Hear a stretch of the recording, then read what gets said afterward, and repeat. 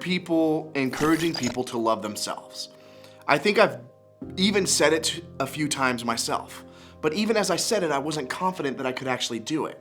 Am I even supposed to? Is it right or wrong? It seems complicated. So let's go ahead and simplify it. Right out the gate, I want us to do something together.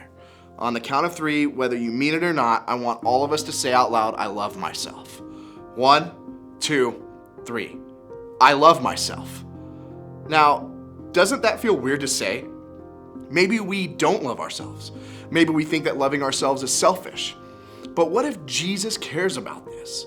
Let's go back to what he said is more important than anything else. Jesus said, love the Lord your God with all your heart, with all your soul, and with all your mind. This is the first and greatest commandment. And the second is like it. Love your neighbor as yourself. Love your neighbor as yourself. What did Jesus mean by that? In some ways, the idea of loving God and others is much easier for us to accept than loving ourselves. This is a complicated idea, but I want to spend the next few minutes hopefully simplifying that for everyone. I want to simplify it. So to do that, I want to start by looking at a time when Jesus was talking to the Pharisees. Pharisees were a group of religious leaders who knew everything they were supposed to do to be right with God. We know this conversation happened because a doctor named Luke decided to investigate everything Jesus did and document it. In fact, the first 4 books of the New Testament section of the Bible are all similar accounts of Jesus' life recorded by 4 different people. Luke was one of those, and he includes this moment. Now the tax collectors and the sinners were all gathering around to hear Jesus. But the Pharisees and the teachers of the law muttered, "This man welcomes sinners and eats with them?"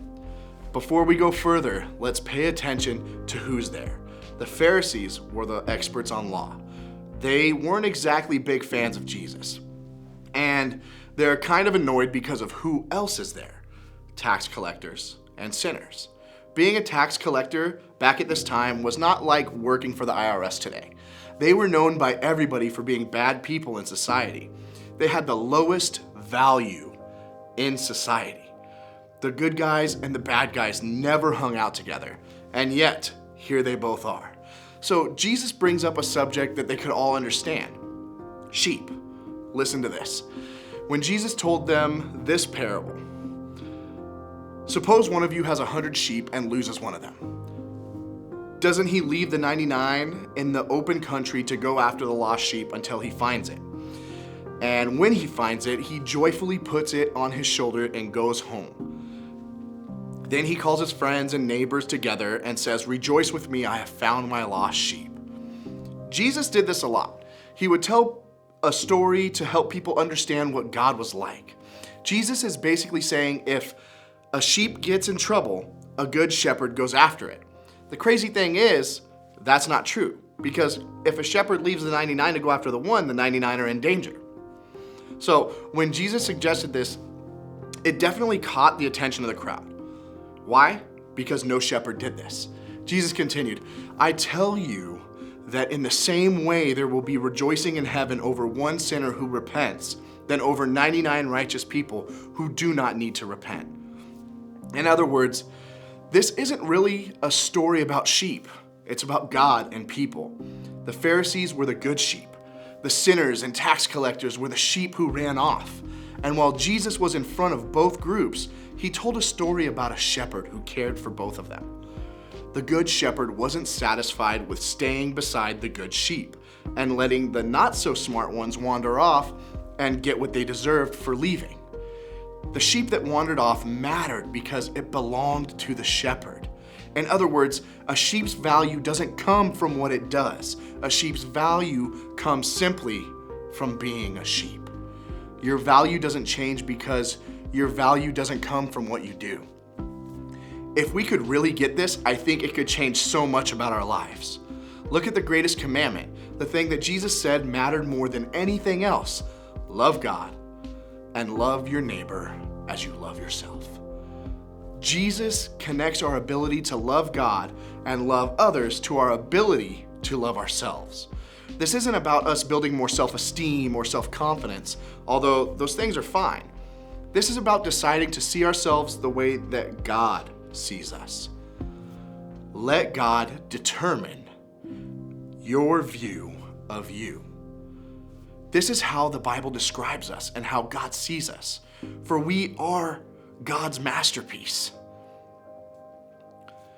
Thank you for making me so wonderfully complex. Your workmanship is marvelous. How well do I know it? What are mere mortals that you should think about them? Human beings that you should care for them, yet you made them only a little lower than God and crowned them with glory and with honor. So God created human beings in his own image. See how very much our Father loves us, for he calls us his children, and that is what we are. These verses are about accepting the way that God sees us and choosing to trust God with our view of ourselves. A few simple things that I think you can do in light of what we've talked about today would be, first, to memorize the truth about who you are. Second, spend time with God. Spending time with God, we get to know him and he knows us best.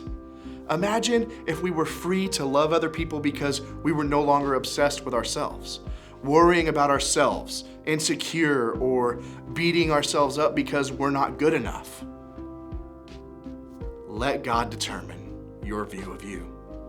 And when we take on God's view of us, it makes loving others simple.